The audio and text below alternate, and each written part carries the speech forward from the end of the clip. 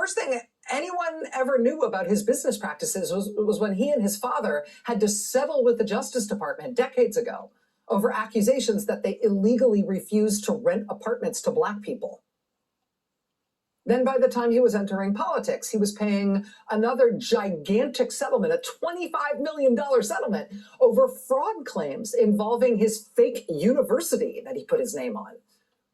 Then his family charity was shut down and fined millions of dollars as a fraud. Then his national security advisor pled guilty to lying to the FBI twice.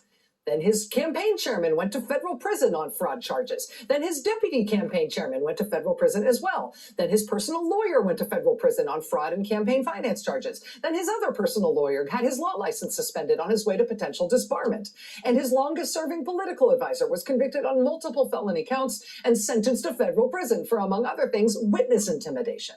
And his White House senior advisor was arrested on the yacht of a Chinese billionaire, picked up on fraud charges. And it turns out that preceded the Chinese billionaire himself being arrested on fraud charges. And as president, he himself was impeached twice, which is a record, with more impeachment votes against him from members of his own party than any other president in history. And even since then, his company, which is literally called the Trump Organization, was convicted on multiple felony fraud charges. And his longtime CFO is in Rikers as we speak. And when it comes to playing the odds and wondering what the stakes are for our country if an indictment in fact comes down for this former president, we literally have to disambiguate the question so as to clarify which of the three known jurisdictions in which he's under criminal investigation are likely to go first. So really, is this a surprise? It's not like this is a normal former president. Not just because he's provocative or extreme or speaks in a way that other... You elect a guy with this kind of a life record.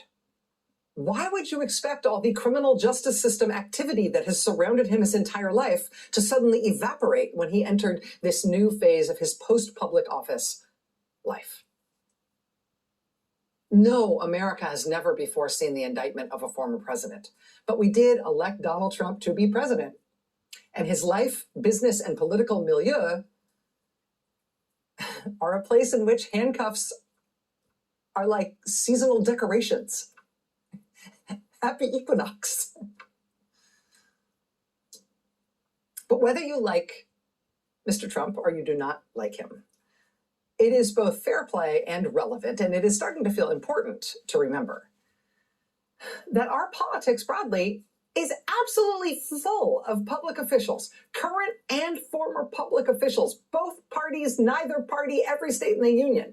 We are full of current and former public officials who have been charged with all kinds of crimes and convicted of everything imaginable. Members of Congress and senators and governors, even a serving attorney general like these guys, but also state legislators, big city mayors, statewide elected officials, cabinet officials, White House officials. It happens. It happens all the time. And while that's bad, well, it turns out we've had a lot of crooks in public office. That doesn't feel great. What's good about it is that we know how to deal with it when it happens.